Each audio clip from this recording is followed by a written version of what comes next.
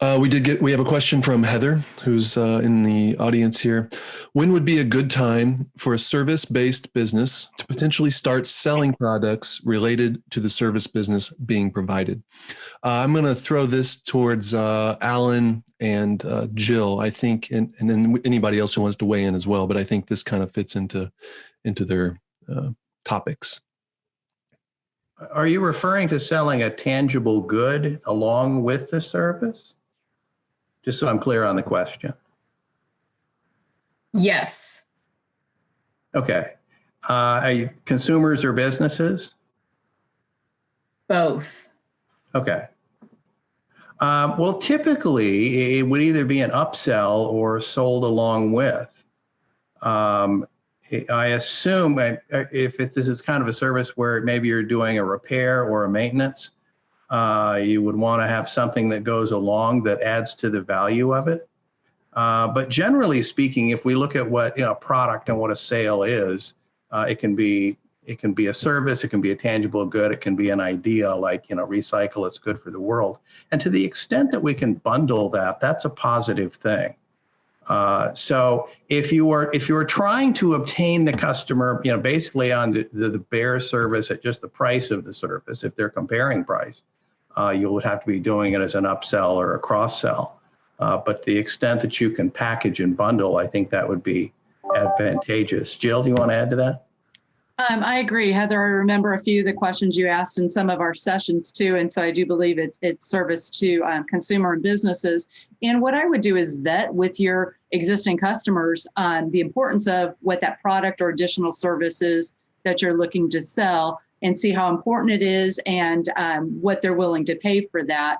And then that's when I would look to bring it in. If you're asking and surveying them and really vetting what that is, then that will give you an opportunity of timing of when that makes sense to bring it in. I agree with Alan wholeheartedly that potentially if it's a viable product that you're offering to add to the package that you're currently selling, then sometimes there's a lost leader, sometimes it makes it more of a complete package or a fuller package for that pricing that you're looking to add. You may even be able to increase pricing slightly too. So really just surveying your customers and seeing how important and relevant it is to them will help. Well, so currently I was using it as I'm hired by a client, but the people I really work with is usually not that high up in the company. So I use it as like company swag, if you will, to be like, hey, like a mug or something fun like that. And I've noticed that there's been a lot of people asking me if they could get more or if they could purchase it. And then they told people who I've never worked with about it.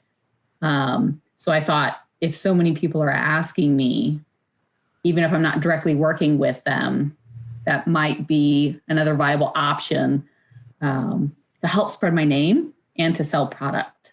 I agree wholeheartedly. Right there, you're already getting the validation from people liking that product and sharing that and referring that. So, and that's brand awareness. That's definitely the marketing brand awareness. So if you can add it to your site, add it with, a package that you're doing, but people are asking for it and willing to pay for it, then add it as an additional revenue stream. Okay, thank you. And it sounds like you've got something that's a low enough price point that just about anybody that wants to buy it could buy it. And that can be really advantageous in getting more people working with you in the company. Correct. I mean, everybody gets a paycheck, and it would be for payroll people. So, okay. Yes. I always say if people are trying to give you money, find a way to take it. I agree. Okay. It strikes me that, you might go, it's possible, being a victim of your own success is a possibility as well. You might find yourself packing boxes and shipping them out versus spending time doing what it is you actually do. So that, is just sort of a thing to think about in terms of order fulfillment that Alan talked a lot about in his session. Yeah, I think that's fair because a lot of businesses don't realize how much it costs them to take a little order. So you want to make sure you can do it efficiently.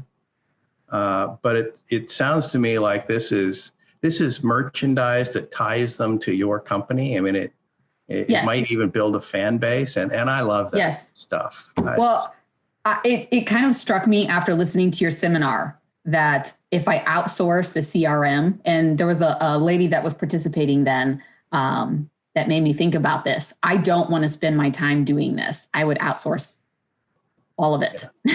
Yeah, that makes sense. But a lot of times people don't consider that you've got the person who uses a product, the person who specifies it, the one who's the decision maker, the one who's the buyer. They're all different. And you don't necessarily interface with them when you're selling a tangible good or a service. And when you get that kind of merchandise out to people, it really does make a big difference in how they feel about it. I think everybody wants to bring their environment in line with their self-image. And, the guy wearing the John Deere shirt wants to drive a John Deere tractor, and somebody with your coffee mug wants to use your service. It just all clicks together. So the extent you can expand that out into your clients, I think is a real positive.